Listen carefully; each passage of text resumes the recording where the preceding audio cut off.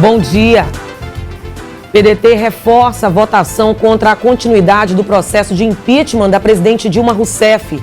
Prefeito Edivaldo Holanda Júnior visita obras da nova sede da Unidade de Vigilância em Zoonoses. No estúdio vamos falar sobre dengue, zika e chikungunya. E mais, no mês do livro infantil, uma programação dedicada ao incentivo à leitura. Quinta-feira, 14 de abril de 2016, o Bom Dia Maranhão já está no ar.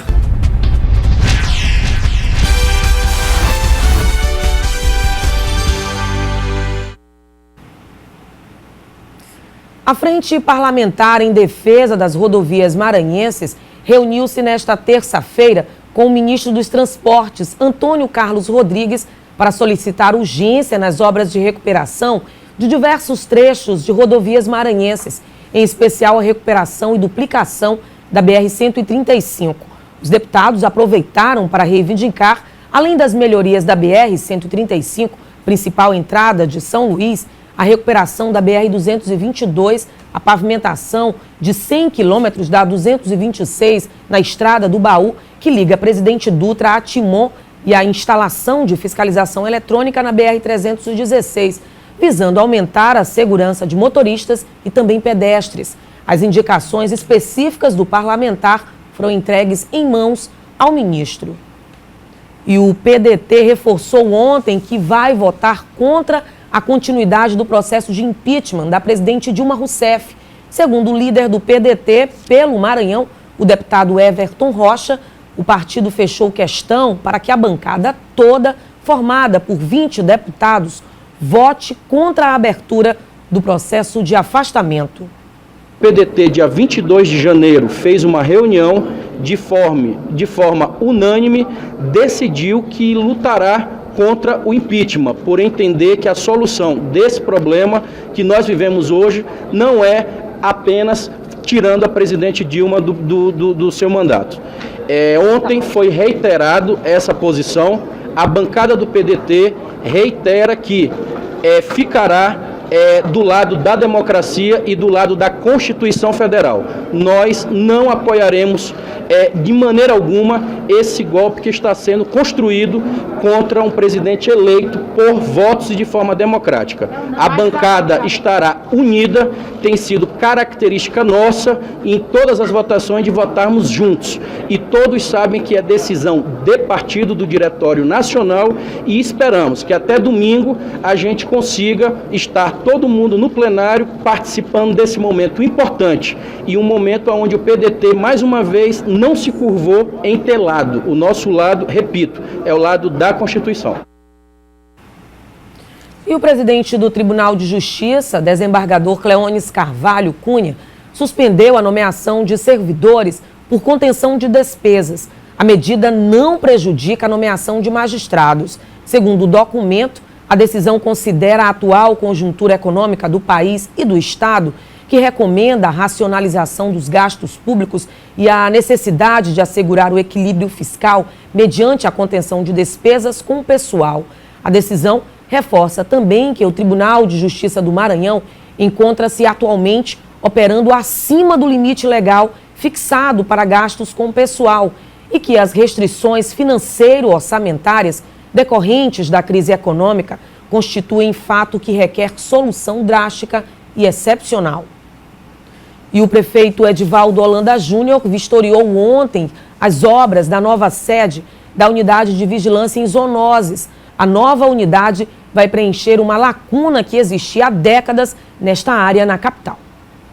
Os operários concentram os serviços no espaço que será destinado ao acolhimento dos animais.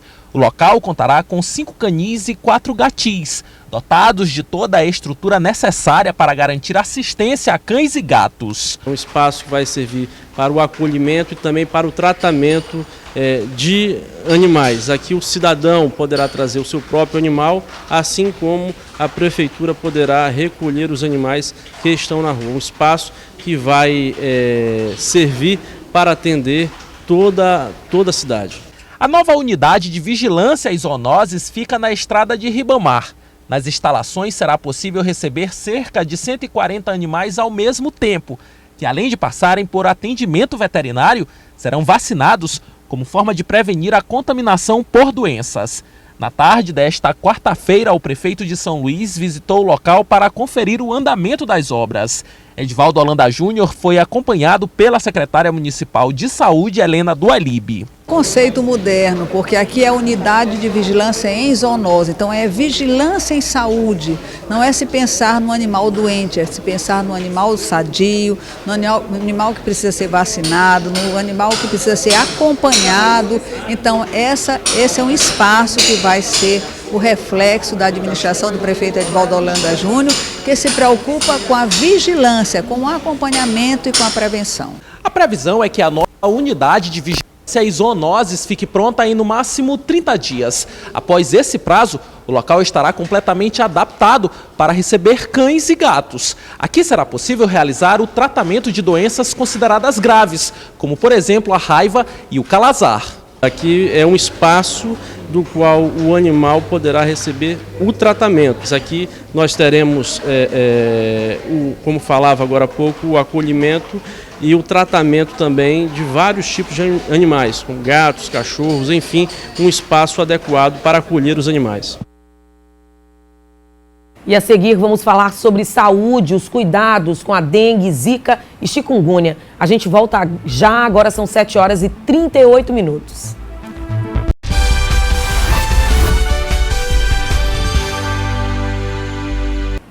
De volta com o Bom Dia Maranhão, agora a gente fala sobre saúde. É grande a preocupação com o vírus da dengue, zika e também chikungunya. E as doações de sangue devem ficar comprometidas. Em alguns casos de dengue, é preciso esperar até 6 meses para uma nova doação. Com as doenças virais como a dengue, zika e chikungunya em todo o país, é esperada a diminuição de doadores de sangue. Isso porque quem for diagnosticado clinicamente com alguma dessas doenças durante um período não pode doar sangue. É preciso esperar um pouquinho para então fazer uma nova doação. Quem teve alguma dessas doenças deve aguardar 1 mês para então doar sangue. As pessoas que tiveram diagnóstico clínico ou laboratorial de uma dessas 3 doenças só poderão doar sangue 30 dias após a remissão completa da doença, ou seja, a ausência de sinais e sintomas da doença.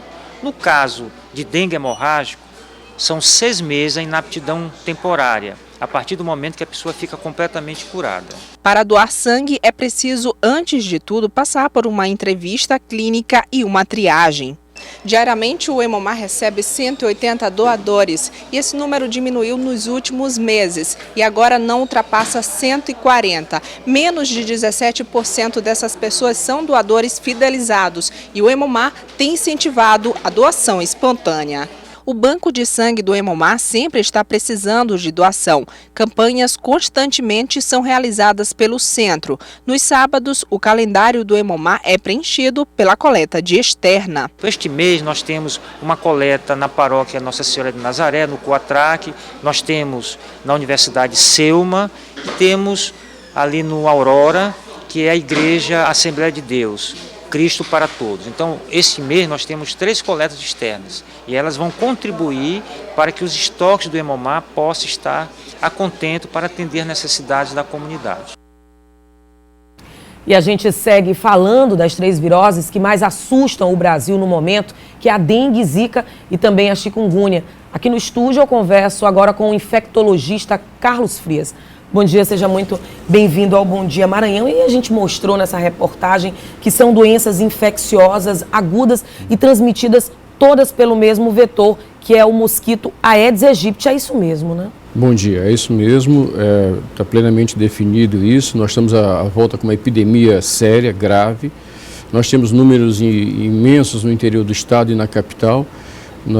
As UPAs estão todas lotadas, UPAs, unidade de emergência, atenção básica, estão todas lotadas por atendimento das 3 viroses e alguns quadros mais sérios têm surgido.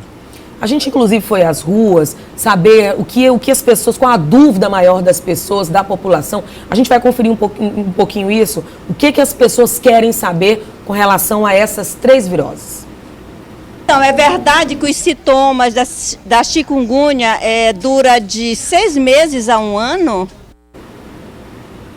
É possível, nem sempre acontece isso, é possível. O que acontece é que o quadro clínico da chikungunya, que se caracteriza por aquela artralgia, poliartralgia intensa, até com edema nas articulações, às vezes umas placas vermelhas, mas esse quadro de artrite, vamos dizer assim, da chikungunya se prolonga muitas vezes por meses e até a possibilidade de ultrapassar um ano. Então, essa possibilidade, nós não temos ainda o horizonte clínico dos casos de chikungunya.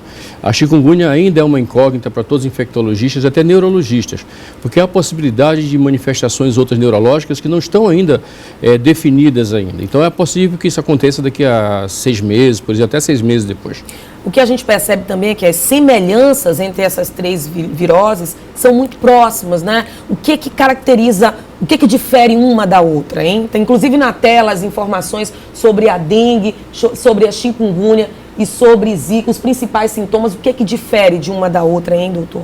Bom, primeiro que o quadro clínico ainda é fundamental e há nuances diferentes de cada uma delas. Isso nos ajuda muito, né? Nós estamos na ponta, o pessoal, os médicos que estão na atenção básica, no pronto atendimento, e porque nós não temos ainda um outro recurso que seria uma sorologia mais eficiente. Então, a sorologia da zika, por exemplo, ela é possível encontrar detecção, não sorologia, mas detecção, isolamento viral na semana de instalação do quadro, ou seja, na fase aguda. Já a dengue, diferentemente, uma semana posterior é que dá positivo. Então, nós temos essa dificuldade, nós não temos ainda uma sorologia para chikungunya disponível usualmente. A sorologia para zika também ainda não temos ainda, então nós acabamos fazendo um diagnóstico de exclusão. E o hemograma, o simples hemograma é fundamental porque a queda de plaquetas que acontece nas 3 é muito mais intensa na dengue.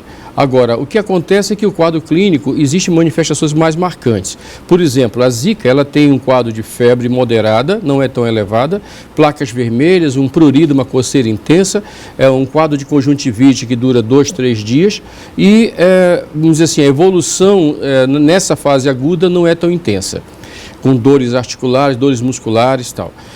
Já a chikungunya não. A chikungunya vem com uma febre elevada, daí porque a dificuldade inicial de diferenciar da dengue, porque também tem febre elevada, com uma poliartralgia, uma dor articular intensa, principalmente no punho, no tornozelo, muito marcante. E algumas manifestações também cutâneas, também, placas, o que a gente chama de erupção exantema morbiliforme. Então nós temos assim, traduzindo o Medicaid, algumas placas vermelhas, principalmente no tronco, na face e nos membros superiores. Manchas no corpo.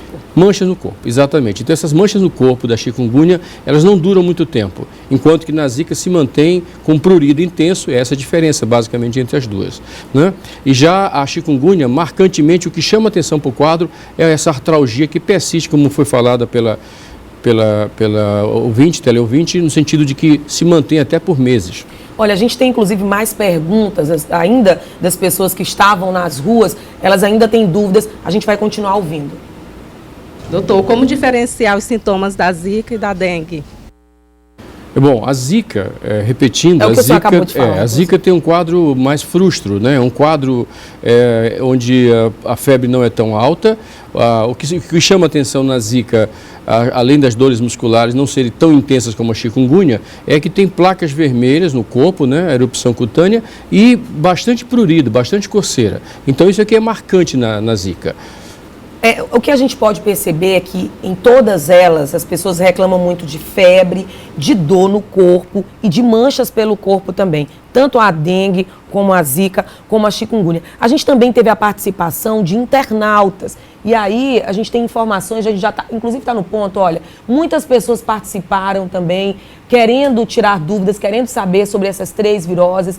O Ricardo Borralho, o Bruno Lima, a Mariana Luiza, o Otávio Guerra, são muitas perguntas, a gente não vai ler todas, lógico. Uma delas faz a pergunta seguinte: se a mulher teve dengue e fica grávida, o bebê pode ter microcefalia ou é só com zika que isso acontece? Essa pergunta, inclusive, é do Otávio Guerra. Na verdade, a relação, inclusive ontem, por coincidência, o CDC em Atlanta, que é o Centro de Controle de Doenças e Prevenção de Controle de Doenças no mundo inteiro, né, que é o grande centro, a grande referência mundial, conseguiu definir o nexo causal, a relação de causa e efeito entre a zika e microcefalia.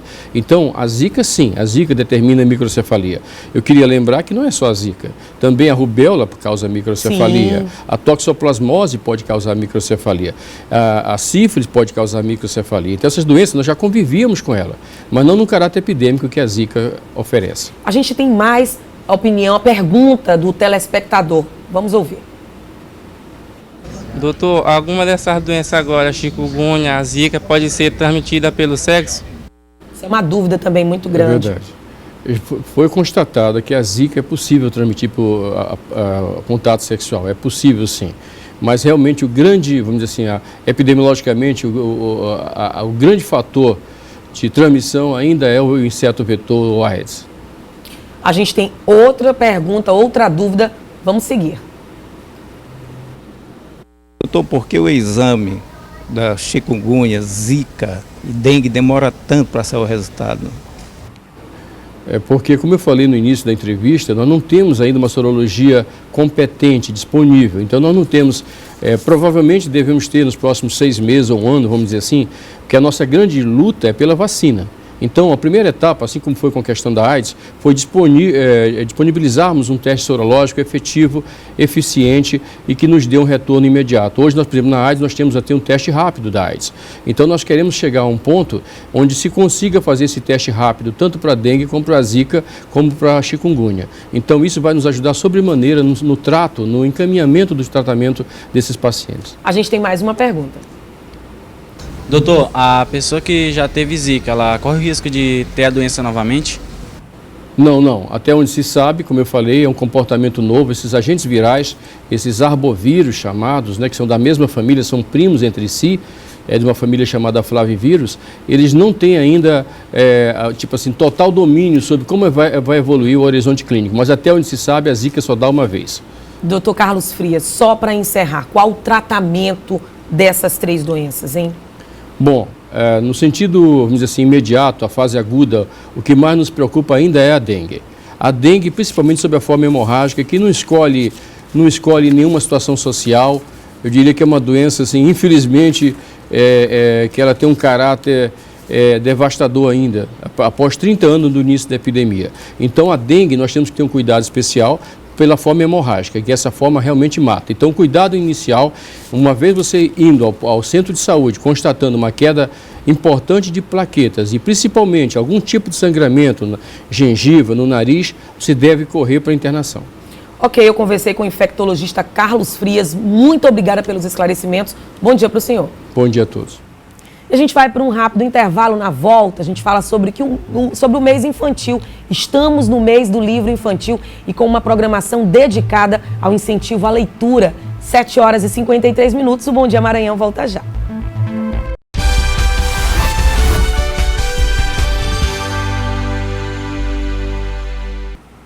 De volta com o Bom Dia Maranhão, agora a gente fala de economia.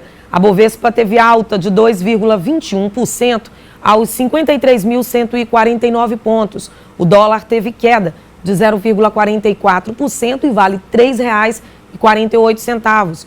O peso argentino teve alta de 0,87% e vale 24 centavos. O euro teve queda de 0,75%, cotado a R$ 3,94. E agora a gente segue falando da previsão do tempo. Confira como é que fica o tempo na capital e também no interior do estado.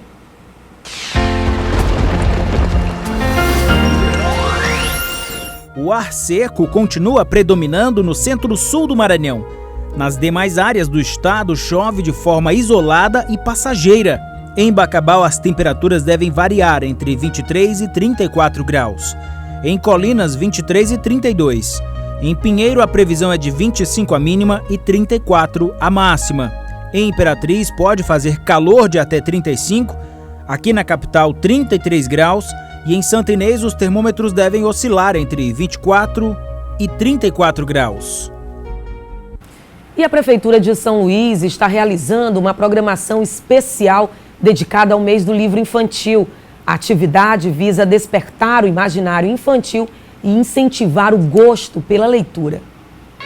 No mês em que é comemorado o Dia do Livro, estas crianças da Unidade de Ensino Básico Primavera aguardavam ansiosas pela programação dedicada especialmente para elas. A atividade tem o objetivo de despertar o imaginário destas crianças e incentivar o gosto pela leitura. Este mês, o homenageado é o escritor Monteiro Lobato, que é considerado o pai da literatura infantil brasileira. O projeto das contadoras de história na Escola de Educação Infantil da Rede tem a proposta de levar a contação de história, os recursos da contação de história e o mais importante, que as histórias saem do carro biblioteca. Além disso, o projeto também irá capacitar os professores.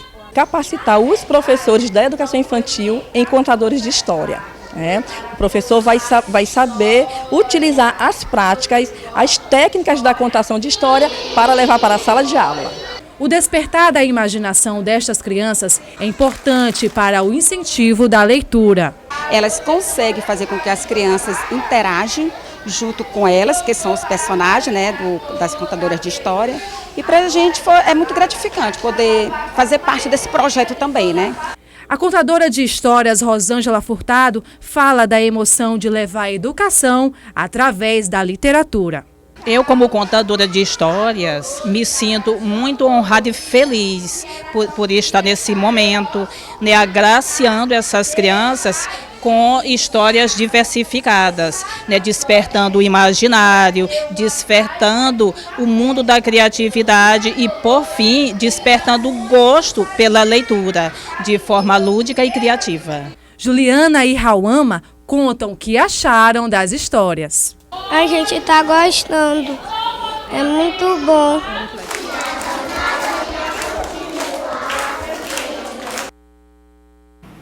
E o Sampaio Basquete venceu o América de Recife por 72-65 e deixou tudo igual em 1-1. O duelo aconteceu na noite de ontem no ginásio Castelinho, em São Luís. A série final será hoje pela Liga de Basquete Feminino. Já o Maranhão Basquete enfrenta o Corinthians em São Paulo. E o Bom Dia Maranhão termina agora. Outras notícias você confere daqui a pouquinho no portal idifusora.com. Uma ótima quinta-feira para você e até amanhã.